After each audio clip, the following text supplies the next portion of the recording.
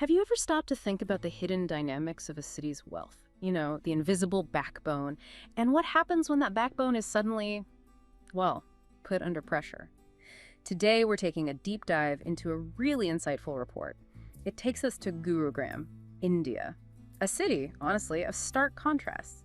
We're focusing on a recent verification drive, targeting migrant workers there, and the ripple effects are quite something. Yeah, our mission here is really to unpack the different layers of this. We want to look at the human stories, the people affected, but also the policy decisions behind it all, and what it actually means for the social fabric, for daily life in a place like Gurugram. Okay, so let's unpack that Gurugram paradox. You've got, on one hand, these gleaming SUVs, futuristic skyscrapers, really neat apartments. It looks like the picture of modern affluence, but then literally just outside this bubble, you find mosquito swarms, heaps of trash, tarpaulin shanties. It's a massive contrast, visually. It really is. And what's crucial here, I think, is the relationship. It's almost symbiotic. Because in those shanties, that's where the poor migrant workers live, mostly domestic helpers, people picking garbage, daily wage workers. And they're absolutely essential for maintaining that very affluence we see. They're the unseen workforce, really. Right, the backbone you mentioned. And this is where things got interesting last month, according to the report. Something shifted.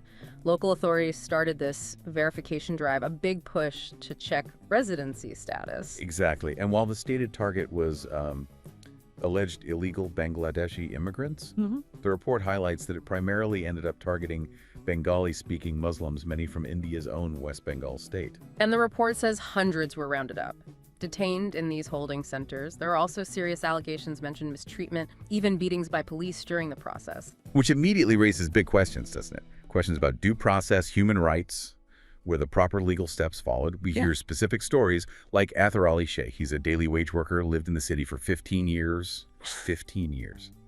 And he claims his voter ID, his national ID card, they were just dismissed, called fake. Just like that. Just like that. It led to 6 days for him in detention, basically.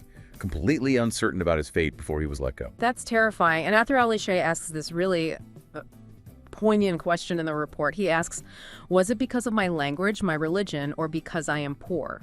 And you get this image of his wife hurriedly packing essentials, torn clothes, old pots and pans, school books into these flimsy boxes, just ready to run. Yeah, and connecting that personal story to the bigger picture, these actions, they left deep scars. You had hundreds of workers just fleeing overnight, abandoning jobs, their homes, some even leaving family behind in the panic to escape. Yeah. The fear was just palpable. Okay, but the report also includes the police perspective, right? Their counter-narrative.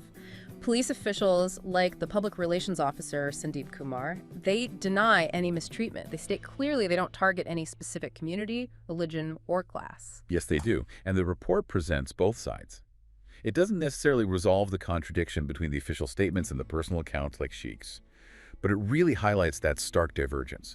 You have the official line, lawful, impartial action based on evidence, and then you have these deeply personal accounts of trauma, fear, and perceived discrimination. That gap in experience is itself a huge part of the story. That makes sense. And the flight of the workers, it wasn't just fear. It had immediate, very real consequences for the city. Residents on the other side, the affluent side, they felt it too. Suddenly trash is piling up, overflowing from bins. Homes are without domestic help. The report mentions Tabasam Bano, her house help, left. Her husband, who was a driver, also left. Abruptly. So the invisible backbone suddenly became very visible by its absence. And, as you hinted, this isn't entirely new, is it? Crackdowns on alleged illegal immigrants from Bangladesh. They have a history in India, especially given that long, porous border, over 4,000 kilometers, and the history of people moving across it. True, it's not new, but the report suggests these efforts seem to have, well, intensified, particularly under Prime Minister Narendra Modi's government. It's not just Gurugram. We're seeing examples elsewhere. Hundreds arrested in recent months, including, and this is quite striking, a veteran Muslim officer of the Indian Army, arrested on suspicion of being an illegal migrant. Wow, an army officer. Yes, so it suggests a shift, maybe in scale or emphasis, beyond just routine border management. And you see that intensity in places like Assam too, right? That's been a hotspot for this issue for decades. Authorities there are reportedly pushing back hundreds of Bengali Muslims. Exactly. And even in Delhi, the report mentions direct deportations. Around 700 people apparently picked up, flown to border states in just the last 6 months. So, back to Gurugram. Police officer Sandeep Kumar says, Out of the 250 people picked up there, only 10 were actually identified as illegal migrants who will be deported. Everyone else, he says, was released.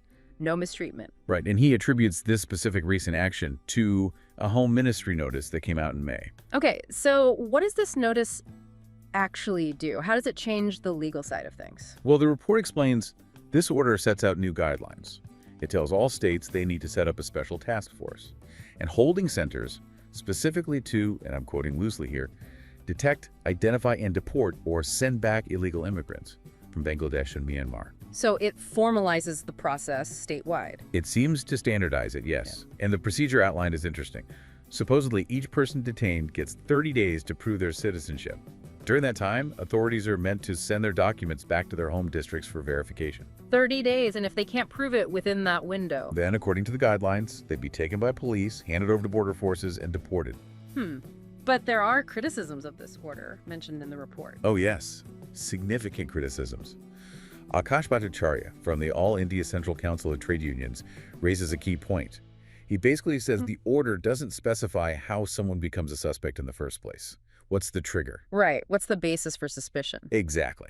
Bhattacharya suggests it could just be, quote, nothing other than the fact that you speak Bengali, have a Muslim name, and live in shanty. That's a serious charge that it's based on profiling. It is. And another critical point raised is that even those who are verified and released, they aren't given any certificate. Nothing to say, yes, we checked, you're okay. Which means? Which means they're incredibly vulnerable. They could be picked up again, put through the same terrifying process over and over. There's no closure. So what do the police say about how they identify suspects, if not just profiling? The police response included in the report is that detentions were based on, quote, strong preliminary evidence. They give examples like finding suspicious contacts from Bangladesh on someone's phone, or if suspects can't answer questions about their family history, their ancestry during interrogation. Okay, so evidence versus profiling, that's the core tension there. It seems to be. And the human cost, beyond the detention itself, it's having this broader chilling effect, isn't it? We hear from Rauna Bibi, another domestic worker. Her husband was so terrified by the detention starting again, he just left, didn't even tell her. Yeah, just vanished out of fear. She talks about the theft of her pride, losing that basic comfort of belonging, feeling absurdly insignificant. It's heartbreaking stuff. It really is. And human rights workers, like Suhas Chakma mentioned in the report, put this into a wider context. He points out that while, yes, more Muslims might be arrested simply because they make up about 95% of Bangladesh's population, the bigger issue for India, a country that's dealt with refugee influxes for decades, is the lack of a proper, comprehensive national refugee law. Something to handle these complex situations more systematically and humanely. So without that framework, you get these ad hoc drives and heightened fear. That seems to be the implication. People are living with this constant sense of foreboding. The report even mentions Bengali Muslims sleeping with their documents tucked under their pillows, just in case. Yeah, just imagine living like that. And it's not just the fear of deportation. The report touches on another layer of hardship, this time in Delhi. It talks about Rabiul Hassan living in Jai Hind camp, a huge slum, paradoxically located in a very posh part of Delhi. He talks about already fighting the harsh reality of their lives, and now, this too. Right, it highlights how these challenges compound. It's not just one thing. For them, this too was having their electricity cut off about 3 weeks before the report. Around 400 people affected. Why? What was the reason? A court ruled they were squatting on private land. This is despite the fact that the area is actually recognized by the city's own urban planning body as a legal slum. A legal slum? That sounds contradictory. It does, doesn't it? Yeah. It basically means it's an officially acknowledged informal settlement, but the land ownership issue led to the court ruling and the power cut. A lawyer, Abhig Chimney, is challenging this, but it shows this constant precarity, legal status, basic services, economic survival, all interwoven. And the immediate impact of losing power in that heat. It's immense. Baijan Bibi describes it. The heat is unbearable, the food keeps rotting, and the children don't stop crying. She says at night they try sleeping outside, but then the mosquitoes. It's just relentless. And she ends with this absolutely devastating thought. Yeah. She wonders aloud if it might actually be better to live in one of those holding centers. At least there will be a fan there, right? Just What? Wow, that speaks volumes about the level of desperation. It really does. When a detention center sounds like an improvement. So wrapping this up, we've really peeled back the layers on this migrant crackdown in India, focusing on Gurugram but seeing echoes elsewhere. We've gone from those deeply personal, often harrowing stories to the big picture policy decisions and their, frankly, unsettling implications. Yeah, we've seen how this essential workforce, the backbone of a thriving city like Gurugram, can suddenly find themselves targeted by a verification drive, and how that drive, intended perhaps to bring order, ends up creating widespread fear, hardship, even for people who likely have every right to be there. It really pushes us to ask a fundamental question, doesn't it? When states pursue national security immigration control, how do they balance that need for order with the basic dignity and rights of individuals, especially the very individuals who, power the economy? It's a tough balance, and it definitely leaves you wondering, doesn't it, about the true cost of progress or order when it seems to overlook or even undermine the human foundation it's built on. Definitely something to chew on.